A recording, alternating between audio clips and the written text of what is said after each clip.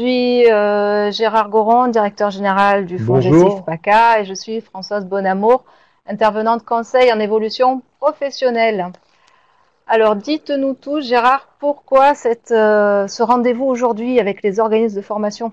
Alors, on a souhaité aujourd'hui faire une émission spécifiquement en direction des organismes de formation, même si d'autres personnes peuvent être connectées, parce qu'on s'est dit que dans cette période de transition à l'approche de la mise en place vraiment du dispositif, on va en parler tout de suite, c'était important de renouer, de refaire un lien avec les organismes de formation, avec la fin du CIF.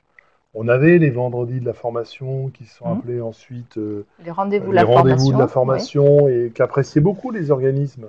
Et avec la fin du cycle, bon, on s'est dit, voilà, il faut passer peut-être à autre chose.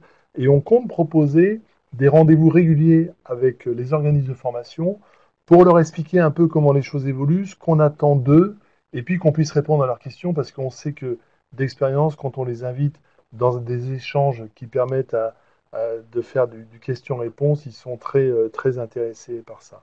Donc aujourd'hui, un contexte extrêmement chargé, Hmm. un contexte d'incertitude, quoique l'incertitude commence maintenant, des voiles commencent à se lever et on va pouvoir annoncer certaines choses pour les organismes de formation et notamment, bien sûr, ce qui change pour le FONGECIF, ce qui va advenir de l'extinction du CIF avec l'apparition du fameux CPF, projet de transition professionnelle.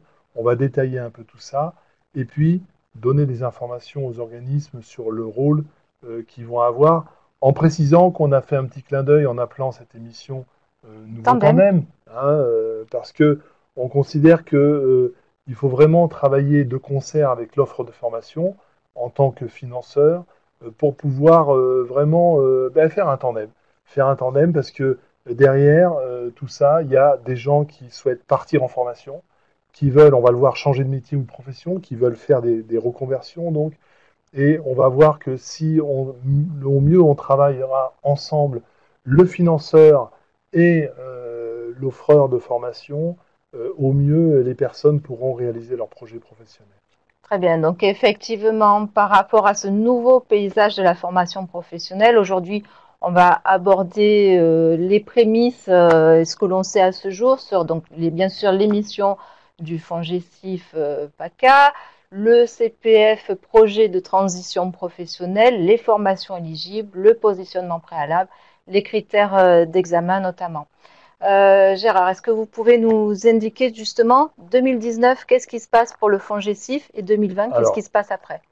tout le monde s'en est rendu compte, on est dans une transition vers un nouveau paysage de la formation professionnelle qui est profondément bouleversé. On ne va pas ici parler des choses qui concernent l'apprentissage, les OPCO, Mm. que les professionnels connaissent bien et dont ils savent que ces secteurs-là aussi vont faire l'objet de bouleversements profonds. Pour ce qui concerne le CIF, disparition. Mm. Depuis le 31/12/2018, il est impossible de faire une demande de CIF, de bilan, de VAE, c'est-à-dire tous les dispositifs que finançait le fonds GECIF, on les oublie. Et en tout cas, tout ce qui aura été pris en charge avant le 31 décembre 2018, il faut quand même le préciser, continue à être financé en 2019, bien évidemment. Mais maintenant, on est passé au projet de transition professionnelle et à ce qu'on appellera le CPF PTP ou le CPF TP, transition professionnelle, Ouais, nous qui regardons vient, après. Ouais. c'est commode de le dire, qui vient remplacer le CIF. Mais attention, avec des différences, des nuances importantes.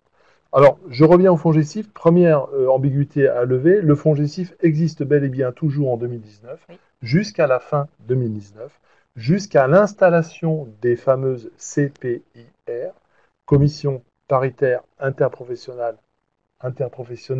régionale, pardon, qui seront vraisemblablement installées au 1er janvier 2020. Dans l'attente, en 2019, les fonds GECIF font les missions qui sont dévolues à ces CPIR, qui sont au nombre de 7. Donc, l'activité du fonds GECIF en 2019, ça va être les 7 missions des CPIR pardon, sur lesquelles on va revenir, et bien sûr finir le financement des dispositifs déjà Déjà engagés en engagé, oui. 2018, évidemment, et faire aussi, il faut le souligner, le CEP, puisque le CEP, le Conseil en évolution professionnelle, va faire l'objet, en avril vraisemblablement, d'un appel d'offres avec la mission pour France Compétences de désigner des nouveaux opérateurs régionaux de conseil en évolution professionnelle, mais ça ne se fera vraisemblablement, cette désignation, qu'en octobre-novembre, et on peut penser que le nouveau CEP arrivera plutôt au 1er janvier 2020. Donc, les 7 missions des commissions paritaires interprofessionnelles régionales. Première mission, bien sûr, examiner, décider, financer les demandes de projets de transition professionnelle, sur lesquels on va s'étendre après. La deuxième mission, je regarde un peu mes notes parce qu'il y en a 7, je ne les ai pas apprises par cœur. L'examen et la vérification du caractère réel et sérieux du projet de reconversion professionnelle des démissionnaires dans le texte du décret. Bon, ça, on ne va pas en parler aujourd'hui parce que vous savez que les partenaires sociaux sont en train de négocier l'assurance chômage, oui, ça va être un et lien. que ce dispositif qu'on appelle dispositif démissionnaire va être mis en place seulement après. Oui. Mais ce sera effectivement une mission de la CPIR de regarder ces dossiers démissionnaires. Troisième mission, l'information du public sur les organismes qui délivrent du CEP. Alors aujourd'hui, en 2019, c'est toujours le FONGECIF, on est sur place. On fait le CEP en 2019. En 2020, on aura un rôle d'information transformé en CPIR. Les FONGECIF transformés en CPIR auront un rôle d'information du public sur les organismes délivrant du CEP, ce qui peut avoir son importance, on va le voir ensuite avec le développement du CPF de transition professionnelle. Quatrième mission, l'examen des recours. Ça peut paraître anodin comme ça, les recours que pourront faire les bénéficiaires s'ils n'ont pas été financés. C'est pas si anodin que ça, parce qu'on va voir que ce sera une occasion de travail, notamment sur la motivation des décisions qui va nous être demandée de manière plus précise. Cinquième mission, le contrôle de la qualité des formations. Ça intéresse directement l'offre de formation. Vous, ouais. Donc, pour simplifier, les missions de contrôle de la qualité qu'on avait en tant que FONGECIF en 2018, on continue à les avoir en tant que FONGECIF, puis demain, en 2020, en tant que CPIR, sur les formations que nous allons financer. Les choses sont très claires. Même si on sait qu'on attend des modifications dans l'appréciation de la qualité qui va se faire, mais ça, il faudra laisser un peu de temps à France Compétences pour définir ces nouvelles modalités. En tout cas, mission 5, toujours le contrôle de la qualité des formations dispensées. Sixième mission, qui est très importante, l'analyse des besoins en emploi, en compétences et en qualification sur le territoire.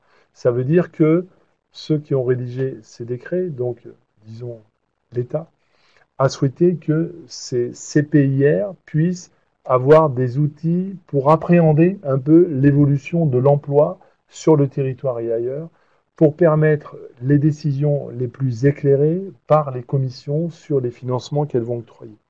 La mission 7, bien sûr, le paiement des frais résultant de la prise en charge des actions de formation, on pouvait s'en douter. Toutes ces 7 missions sont les missions de la CPIR que fera déjà le FONGECIF en 2019. Donc, du coup, cette CPIR va étudier, vous l'avez dit, les CPF de projets de transition professionnelle. Quelle est la spécificité de ce CPF de transition professionnelle? Alors, tout d'abord, dire à nos auditeurs, spectateurs, que nous avons attendu, bien sûr, la sortie des décrets pour pouvoir mettre en place ce dispositif. Ce qui a fait un petit peu râler, entre guillemets, le public, parce qu'il y avait des gens qui attendaient pour partir en CIF. Depuis novembre, on est obligé de leur dire, mais écoutez, le dispositif se termine, on en attend un autre qui va être mis en place. Ça y est, on peut le mettre en place avec certaines conditions, on va le voir. On peut le mettre en place, les décrets sont sortis, il faut le dire Françoise, le 30 décembre. Ouais. Donc il est inutile de vous dire que dès le 2 janvier, on s'est mis dessus à les éplucher et on a regardé comment pouvait être mis en place ce CPF de transition professionnelle. Alors, première chose à remarquer, on parle bien de CPF, donc les personnes, hein, on a vu aussi que par la loi du 5 septembre, maintenant les personnes avaient un compte en euros, compte CPF en euros, compte personnel de formation, qui est accessible à partir du CPA, compte personnel d'activité, et j'invite vraiment le public d'une manière très large à aller ouvrir son compte CPF sur le CPA, qui est un site de la Caisse des dépôts et consignations qui est très bien fait, il faut le souligner. Ce CPF de transition professionnelle, une première différence qu'on peut noter, il va servir à des personnes à changer de métier ou de profession. Donc, nuance importante par rapport à ce qu'on connaissait du CIF, oui. puisqu'on est obligé de parler un peu des comparatifs. Hein. Ce qu'on connaissait du CIF, c'était beaucoup plus large quand même. On pouvait évoluer, on pouvait chercher des responsabilités dans la vie sociale. Là, c'est explicitement, et c'était déjà dans la loi, mais repris dans le décret, c'est explicitement pour changer de métier ou de profession. Le système d'autorisation d'absence subsiste toujours, pas grand changement par rapport à ce qu'on connaissait du CIF, avec les mêmes délais de demande à l'employeur, les mêmes conditions de départ. Une nuance importante aussi, qui n'est pas une nuance, c'est que la limitation dans la durée n'existe plus pour l'instant dans les textes. Je suis prudent, je dis pour l'instant dans les textes, parce qu'on est obligé de faire, vous le comprendrez, avec ce qu'on a, c'est-à-dire la loi promulguée le 5 septembre, qui annonçait déjà le CPF de transition professionnelle, et les décrets, il n'y en a pas 36 000, voilà, il y a deux décrets. L'application concrète, il y a deux décrets qui sont d'application concrète pour installer les CPIR et pour dire comment va fonctionner le CPF de transition professionnelle.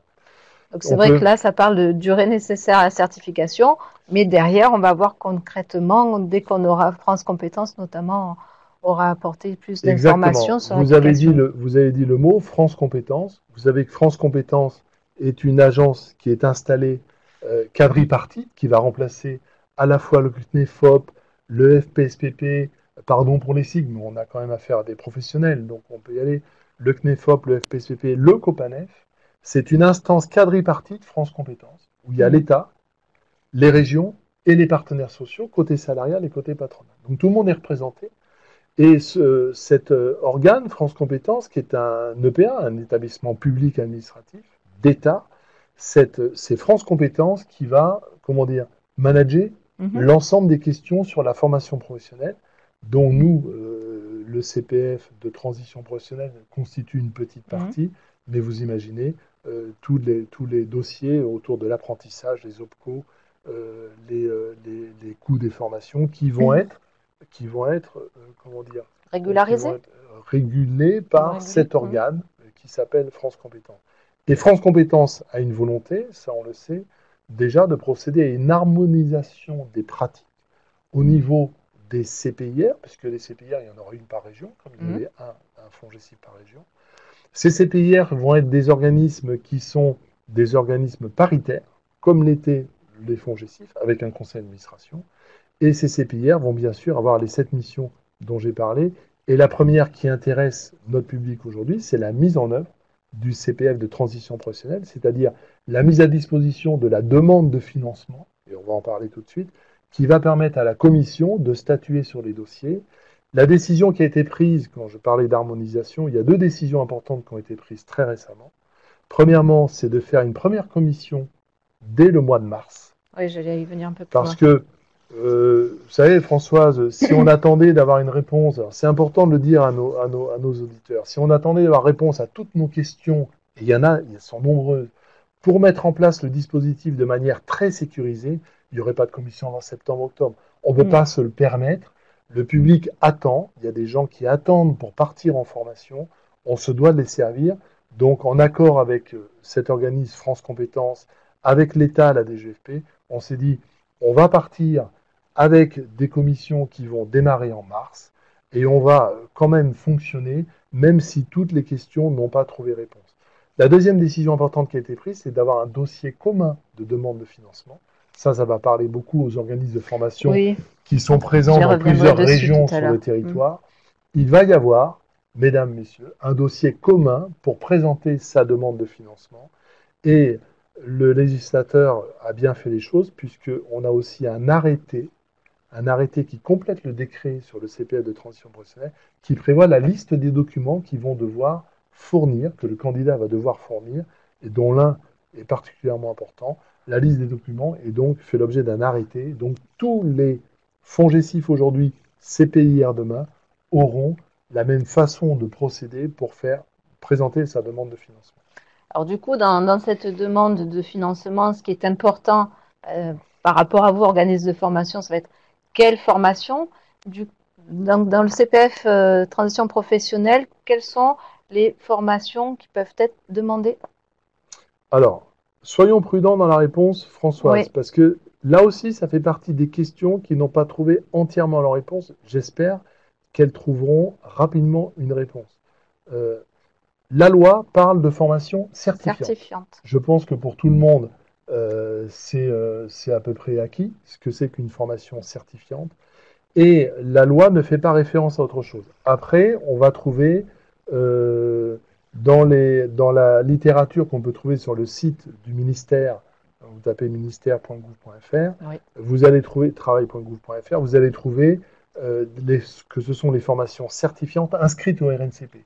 Pour l'instant, on s'en tiendra à cette définition, les formations certifiantes inscrites au RNCP, ce qui enlève déjà les formations qui étaient certifiantes, mais qui ne sont pas déclarées au RNCP, parce que vous savez qu'il faut faire un dossier pour cela. Et les formations certifiantes inscrites au RNCP, bien sûr, ça veut dire qu'a priori, et ça, je réponds par avance à certaines questions qui vont nous être posées, les formations qui ne sont pas certifiantes ne seront pas éligibles au compte personnel de formation, projet de transition professionnelle. Une distinction importante à faire, parce que je l'ai entendu à plusieurs reprises, ce n'est pas parce qu'une formation est éligible au CPF qu'elle l'est forcément au CPF de transition professionnelle. Petite nuance. Donc, quand les personnes vont se connecter sur leur espace dans le compte personnel d'activité et regarder les formations qui sont disponibles, qu'elles fassent très attention parce que le FONGECIF et demain la CPIR ne vont regarder que des formations certifiées. D'accord, donc effectivement, il y aura besoin d'accompagner les bénéficiaires qui, sur le coup, peuvent trouver avec un mot-clé une formation et derrière que ça ne fonctionne pas. Heureusement pour cela, nous avons le conseiller en évolution professionnelle qui ne demande qu'à vous recevoir, je parle aux bénéficiaires, pour pouvoir vous aider à faire votre demande, puis surtout à travailler votre projet déjà dans un premier temps, et faire votre demande, et organiser la relation délicate avec l'organisme de formation, avec l'entreprise, parce que bien sûr tout ça est nécessaire. Alors par rapport à vous, organisme de formation, il y a tout un volet qui vous concerne. Ça va être le positionnement préalable. Est-ce que vous pouvez nous en donner un peu plus d'infos? Le positionnement préalable, c'est une nouveauté qui a été introduite, qui n'existait pas pour le CIF, même si on était plusieurs FONGECIF à vraiment encourager cette pratique. Ce qu'on appelle le positionnement préalable avant l'entrée en formation, pour être précis, fait par l'organisme de manière gratuite, c'est écrit dans le décret, c'est quelque chose qui va être beaucoup plus formalisé que ça ne l'était auparavant. De quoi s'agit-il? Dans l'esprit.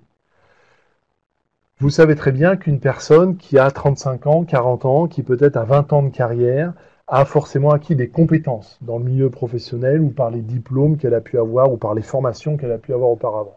Il s'agit de demander à l'organisme, d'exiger de l'organisme, puisque c'est dans le décret, c'est une mention obligatoire, d'exiger de l'organisme qui ait ce positionnement qui permette de quoi?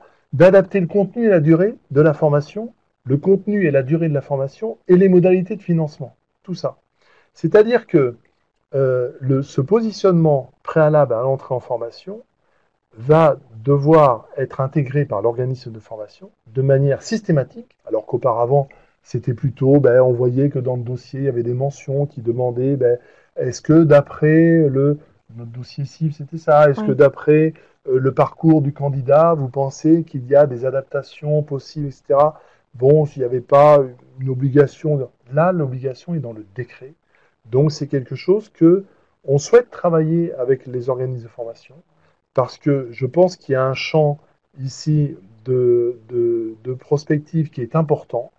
Le positionnement avant l'entrée en formation, c'est quelque chose qui peut être très exigeant, et je pense que le FONGECIF, PACA et CPIR plus tard seront très exigeants sur le sujet, d'autant plus que c'est un critère d'appréciation pour la commission. Oui, ça, c'est important de s'en parler dès maintenant. La commission, et ça, c'est si vous voulez vous référer au décret, bien sûr, vous le trouverez, la commission, pour apprécier les demandes qui lui sont faites, va devoir regarder trois choses. La cohérence du projet de formation de la personne, la cohérence du projet de transition professionnelle de la personne. Deuxièmement, la pertinence du positionnement préalable à l'entrée en formation et les modalités de financement. Et troisièmement, les perspectives d'emploi.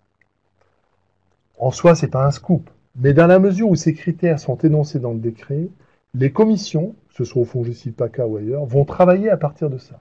Donc elles vont regarder dans la demande de financement qui est présentée par le candidat, elles vont regarder comment ces 3 critères sont remplis et permettre ainsi d'avoir une appréciation.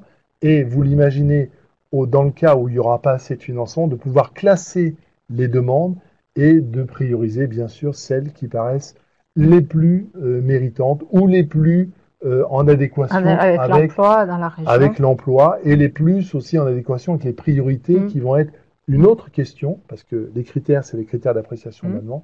Il y a aussi des priorités dans lesquelles on sait que France Compétences, alors c'est écrit dans le décret d'une façon un peu light, on va dire, avec un notamment, mais ça va être travaillé avec France Compétences. On nous demande de tenir compte du niveau de qualification de la personne, de sa CSP, la catégorie socio-professionnelle, et de la taille de l'entreprise et du caractère de handicap ou pas pour la personne, pour le travail. Donc ça, ce sont des choses qui vont permettre à la fois de classer les dossiers en commission et on nous engage, et on le fera, à être tout à fait transparent sur ce classement. Et deuxièmement, ces 3 critères qui sont importants là vont être mis en œuvre par la commission pour apprécier ces demandes qui ont été au préalable priorisées. Je ne sais pas si c'est assez clair, mais on aura l'occasion d'y revenir. Oui. Hein. C'est pour ça que je parlais au début de ce rendez-vous régulier avec les organismes de formation, pour qu'ils comprennent bien comment sont appréciées les demandes, qui, je le rappelle quand même, sont des demandes des candidats, bien sûr. Voilà, je me permets d'ailleurs à ce sujet de préciser que le dossier de demande de financement sera à la main du salarié et par ailleurs, par rapport au positionnement préalable et donc au bilan de positionnement, il sera à remettre dans le dossier. Donc, il y avait certains organismes de formation qui faisaient le bilan ou le positionnement juste avant l'entrée en formation. Hein, du coup, ça sera plus possible. Ça sera bien à intégrer dans cette fameuse demande de financement. Une chose importante à ajouter, Françoise, Oui. ce qui est mentionné dans la loi, avant qu'elle soit reprise dans le décret qui définit le fonctionnement du CPF de transition professionnelle, c'est l'obligation pour la personne de mobiliser son CPF hein, qui maintenant est en euros.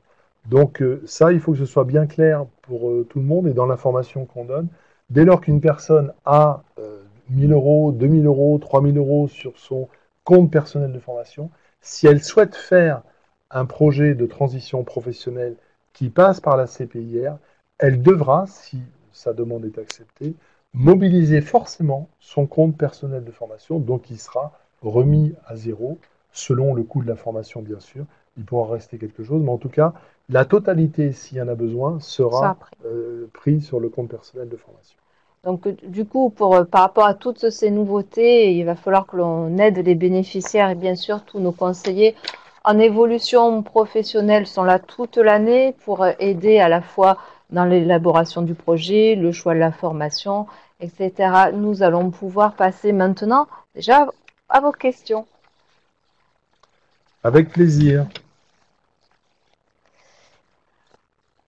Alors, quand pourrons-nous retirer ces dossiers? Justement, en tant qu'organisme de formation, vous ne pourrez pas retirer les dossiers. C'est à la main du salarié. C'est bien de le préciser, Françoise. Alors, pour être un peu plus précis, quand les candidats, si je transforme la question, quand les candidats au CPF de transition professionnelle pourront retirer un dossier? Alors, on est en train de regarder une date précise de mise à disposition de ce dossier et on verra que on va essayer de le mettre à disposition d'une manière où le candidat fasse sa demande, qu'on puisse l'identifier, fasse sa demande de formulaire, de demande de financement, qui sera accompagné bien sûr d'un guide, qui sera accompagné de certaines notifications qui vont permettre de l'aider dans le remplissage du formulaire. Ce sera un triptyque, on peut le dire, hein, volet salarié, volet organisme de formation, volet employeur. Et cette mise à disposition, on l'envisage, mais on le confirmera ça sur notre site internet, on l'envisage la semaine prochaine. Pour une première commission qui aura lieu en mars. Alors inutile de vous dire que peut-être la commission de mars sera peut-être pas exactement comme on l'aurait souhaité.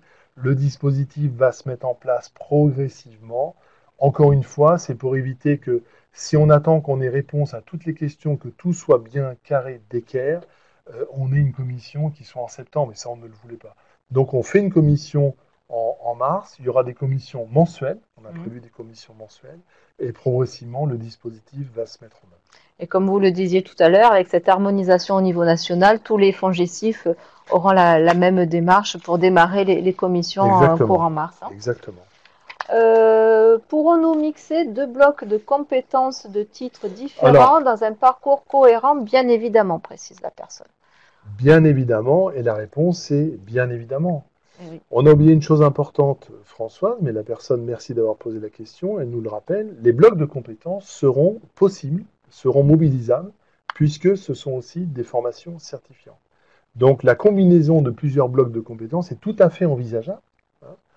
Pour l'instant, il n'y a pas de règles qui limitent ou qui... Parce que vous savez, il y a quelque chose qui est troublant aussi dans le décret, il faut le souligner. Pardonnez-moi d'avoir oublié cette information. Il n'y a pas de limitation de durée dans le décret. Oui, Avant, on vous avait l'avez une évoqué, limitation oui, de oui. durée à 1200 heures, un an, de date à date. Il n'y a pas de limitation de durée du projet de transition professionnelle. Ce qui peut poser d'ailleurs question, parce que on se demande aussitôt, si une personne nous demande de faire des études de Médecine, médecine, oui. eh ben, on n'est pas censé lui dire, écoutez, c'est pas éligible parce que c'est trop long. Non, c'est tout à fait pensable.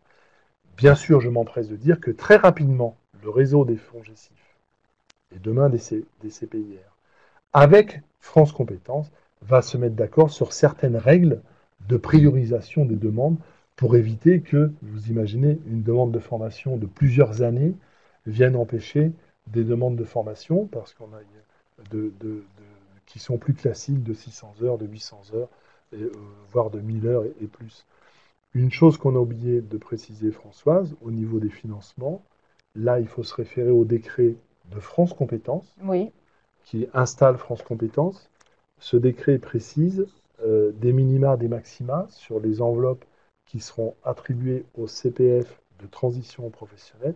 D'ores et déjà, on sait que ces enveloppes sont quasiment divisées par deux Oui, il y a par d'ailleurs rapport à ce qu'on connaissait du CIF. une question en lien avec le budget qui est-il possible que les budgets qui vous seront normalement attribués en février vous contraignent à ne financer quasi aucun dossier en 2019 et Non, n'assumer que ça en 2018? Non, ce sont non. deux choses Alors, bien distinctes. pour bien préciser les choses, les financements que nous allons opérer dans les commissions 2019 sont sur la base d'une collecte qui va être faite par les OPCO en septembre 2019. Une partie de collecte, je ne rentre pas dans les détails, c'est Ouais. plus complexe que ça. Ce qui veut dire qu'il y aura des financements vraiment dédiés au CPF de transition professionnelle, mais on s'empresse d'ajouter, ces financements seront moindres et beaucoup moindres qu'ils ne l'étaient pour le CIF. Sur le CIF, sur le territoire national, vous aviez grosso modo 1 milliard d'euros sur le territoire national en comptant les fonds GECIF, les OPACIF, à disposition pour financer le congé individuel de formation. Sur le CPF de transition professionnelle, il faut tabler plutôt aujourd'hui, en 2019, pour cette année, sur une enveloppe de 600 millions d'euros. C'est les calculs que l'on fait à peu près. Donc, ce qui veut dire, bien sûr, des enveloppes moindres pour les commissions, mais on peut penser aussi que du fait qu'il ne s'agit que de changer de métier ou de profession, il y a pas mal de demandes qui nous arrivaient auparavant, qui étaient plutôt des évolutions, Oui. hein, qui vont plus nous arriver parce que d'autres dispositifs existent. Je pense à PROA, par exemple, qui est mobilisable dans l'entreprise. Donc, la demande de changement de métier ou de profession devrait être moindre. Alors quand même, ce qui est important à noter, c'est que vous avez dit qu'a priori, il n'y a plus de limite dans le temps, mais comme il faut quand même garder une optimisation pour la personne, un BTS en 2 ans qui est faisable en un an sera plus facilement apprécié puisqu'il y aura une individualisation du parcours, une concentration sans doute des modules, des stages, etc., pour montrer que ce BTS a pu être mis sur un an, parce qu'il y a la partie rémunération qui coûte cher sur un Bien dossier. sûr, il faut le rappeler, et ça, je pense que comme les règles de rémunération ne changent pas énormément du CIF au CPF de transition professionnelle, il faut rappeler, c'est utile de dire que un dossier CIF coûtait environ 20, 22 000 euros, ça dépend comment on le calculait. Disons 20 000 euros pour être simple. Les trois quarts étaient du salaire, Oui. un quart était du coût de formation. Et ça, c'est utile de rappeler aux organismes de formation qui souvent raisonnent, bien sûr, sur ce qui les intéresse, le coût de formation. Oui. Sachez que la durée de la formation a un impact direct sur le coût du la dossier. prise en charge du salaire de la personne, puisque la CPIR, FONGECIF en 2019 devenant CPIR en 2020, va financer bien sûr la rémunération de la personne. Donc c'est très très important. On revient à ce positionnement préalable. Il n'y a pas une volonté forcenée de réduire les parcours, François, Non, qu'on mais s'entende qu'il bien. soit adapté. Il y a une volonté, par contre, qui soit adaptée, et partout où on aura des questions, il vaut mieux les résoudre avant, avec le candidat, à travers le candidat et l'offre de formation, le formateur. Il vaut mieux les résoudre avant qu'en commission. La question se pose, mais on ne comprend pas comment on peut avoir un parcours aussi long, parce que vous imaginez que avec l'expérience du CIF, on a quand même, je calcule, on a quand même près de 50 ans, disons 40 ans si on tient compte des financements, d'expérience du CIF. On a une petite expérience de cette question de l'adaptation des parcours par rapport au projet de la personne, sans être pour autant, sans se substituer à l'organisme de formation. C'est pour ça qu'on veut développer absolument ce tandem, comme on a mis un peu l'image en introduction de ce webinaire, pour travailler avec l'offre de formation, que tout le monde se sente à l'aise. Si la commission est convaincue que le maximum a été fait pour que l'adaptation du parcours soit correcte et les modalités de financement, on pourra y revenir plus tard, il n'y a aucune raison qu'il y ait un frein au financement du dossier si toutefois il rentre dans les priorités, les critères, etc. Tout à fait. Comment seront évaluées les perspectives d'emploi? Alors, bonne question. Écoutez, vous imaginez bien qu'auparavant, les demandes de congés individuels de formation, c'est une question qui était déjà dans la tête des gens qui étaient dans la commission pour apprécier le changement professionnel de quelqu'un ou son évolution professionnelle. Demain, on compte aller un petit peu plus loin, c'est-à-dire que d'une manière harmonisée dans le réseau des FONGECIF et plus tard des CPIR, et travailler aussi avec France Compétences sur le sujet, on ait des outils un petit peu plus, précis, performants, pour appréhender cette délicate question. Les perspectives d'emploi, il ne faudrait pas non plus traduire, on va financer que des choses qui sont sur les métiers en tension. Tout à fait, ce serait réducteur, ce serait complètement réducteur. On a suffisamment d'expérience sur la richesse des projets individuels des gens pour se dire qu'il faut apprécier les choses différemment. Nous avons aujourd'hui déjà un groupe qui travaille, qui s'appelle Dynamique des territoires, au FONGECIF PACA, et qui documente cette question délicate. Alors vous imaginez, ça peut aller, qu'est-ce que c'est que ces métiers verts dont on parle tant? Comment vont évoluer les métiers de la métallurgie? Est-ce que la chimie se porte bien sur le territoire et comment on peut voir les perspectives d'emploi? Autant de projets très ambitieux, mais on n'est pas tout seul. On est aidé en cela par les chiffres de l'INSEE, on est aidé par les études de l'Observatoire, bien sûr, régional des métiers, on est aidé par le CARIF Espace Compétences, on est aidé par le CEREC, etc. Je peux en citer des tas. On compte développer, amplifier ces partenariats pour avoir une appréciation la plus pertinente possible. Maintenant, je vais vous dire une chose, François. La demande est entre les mains du candidat. À lui de nous expliquer que les perspectives d'emploi, avec la formation qu'il compte faire, sont sérieuses, sont réelles, sont avérées, pour autant qu'il puisse se projeter sur l'après-formation, bien sûr, parce qu'on sait toujours que c'est compliqué. C'est pas parce qu'on a obtenu la certification que forcément on va trouver un job à sa mesure, surtout que si on est en CDI, il faudra toujours démissionner de chez son employeur, puisque le dispositif prévoit le retour chez son employeur après la formation si on n'a rien trouvé d'autre. Donc, on va apprécier ces choses-là aussi et beaucoup par rapport au critère numéro 1, je reviens dessus, cohérence du projet. Le projet, déjà, devrait nous parler de ses perspectives d'emploi. La personne devrait pouvoir mettre en lumière le fait qu'on n'a pas d'a priori. Si c'est une formation de maréchal ferrant, on fait exprès de citer cette formation parce qu'elle est peu fréquente, mais si la personne nous convainc qu'il y a vraiment un job ou qu'elle compte éventuellement créer son activité à travers ce job, on va foncer avec elle, on va financer. Alors, le bilan de compétences n'est-il pas une action de positionnement préalable idéale? Non, Françoise. Non, il faut être très clair là-dessus. Oui. Mais je vois bien ce qui pointe derrière la question. On aurait pu penser, bien sûr. Vous savez que déjà, le bilan de compétences dans la loi évolue. Il y a un décret sur les actions de formation éligibles qui prévoit déjà des modifications sur la façon dont le bilan de compétences va être mené. Je passe les détails. Les organismes de formation pourront aller regarder ce décret. Mais dans ce bilan de positionnement, si vous voulez, le bilan de compétences est trop multiforme ou protéiforme pour qu'on puisse espérer avoir un bilan de positionnement digne de ce nom avant l'entrée en formation. Parce que dans cette histoire de positionnement préalable, à l'entrée en formation, il y a un couple. Le candidat, avec son expérience, et l'organisme de formation. C'est ce couple-là qui doit travailler. Pourquoi?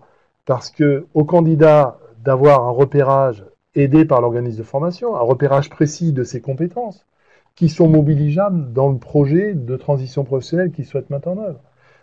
À l'organisme de formation, ce sera peut-être plus compliqué, mais on y travaillera aussi avec eux à faire que la formation soit adaptée à ses compétences particulières. Surtout, j'aimais bien la question précédente sur les blocs de compétences, surtout si on peut raisonner en blocs de compétences qui nous ouvrent quand même des perspectives intéressantes pour matcher, faire se correspondre, si j'ose dire, le contenu de la formation avec les compétences de la personne déjà acquises. Une dernière question parce qu'il nous reste peu de temps. J'hésite. Le FONGECIF accompagne les candidats uniquement sur les formations éligibles au CPF et inscrites au RNCP. Les formations rattachées au CNCP sont-elles exclues? Donc, alors, si on parle d'accompagnement, on accompagne tout le monde. Il y a beaucoup de mots dans la question, François. L'accompagnement, on accompagne tout le monde. Voilà. Le CEP existe toujours au FONGECIF en 2019. On met ça, on règle ça. Ça existe toujours. Si on vient sur le projet de transition professionnelle, donc on nous demande si est-ce que les formations rattachées au CNCP sont exclues? Alors la CNCP n'existe plus. Voilà, d'accord. Le RNCP est refondu dans France Compétences. C'est une des compétences de France Compétences de reprendre à son compte. Alors, les personnels de la CNCP ont été repris ce qu'ils souhaitaient par France Compétences. Donc tout ça va être revu et corrigé. Il y a un gros travail qui va être fait sur le RNCP et ses annexes. Attention à la notion d'éligibilité au CPF. L'éligibilité au CPF tout court n'est pas celle du CPF de transition professionnelle. C'est pour ça qu'on s'en tiendra à la formule pour l'instant en attente de précision, je le précise, à la formulation. Ce sont des formations certifiantes inscrites au RNCP. Donc effectivement, vous avez bien précisé en attente. Donc du coup, on va revenir régulièrement pour donner des informations. Donc en ce qui concerne ces webinaires pour vous, organismes de formation, on a l'intention d'en faire régulièrement. Le prochain sera sur la démarche qualité et on va faire des focus sur des thématiques particulières. Alors François, j'en profite pour juste rajouter 2 mots. La démarche qualité telle qu'on en a parlé depuis 2015, 16, 17, 18 au FONGECIF ne change pas pour l'instant. On est toujours à l'inscription Datadoc, on est toujours avec la liste des formations des organismes qui sont sur notre site internet. Mais ça va évoluer, on sait que ça va évoluer. Pour l'instant, les conditions sont toujours les mêmes. Il faut être sur cette liste, et sur la liste, les organismes qui n'y sont pas, si la personne est financée, la formation est financée, on ajoutera l'organisme à la liste, ça va se passer comme ça. Donc pas de changement de ce côté-là, au moins une chose qui ne change pas pour l'instant. Pour l'instant. N'hésitez pas à nous faire remonter les thématiques qui vous intéressent à l'adresse mail suivante, qualité.formation@fongecif-paca.com. Il pourrait aussi être mis en place des rendez-vous physiques sur le siège ou dans les antennes avec quelqu'un de chez nous qui se déplace. Vous pouvez nous retrouver pour suivre les informations, parce que quand même, de toute façon, régulièrement sur les réseaux sociaux, on fait des focus, on donne des infos sur l'évolution du CPF de transition professionnelle ou des missions du FONGECIF. Je ne vais pas oublier de parler du site internet. C'est ce que j'allais dire. Allez-y. Sur notre site fongecif-paca.com où vous trouvez des informations. Vous pouvez aussi inviter les futurs bénéficiaires à se mettre dessus, ainsi que sur mon CEP, mon FONGECIF. Vous avez aussi Twitter, Instagram, Facebook et bien sûr toutes nos publications en replay sur la chaîne YouTube. Une précision sur le site internet, il est en train d'être mis à jour, donc soyez Oui, vigilants.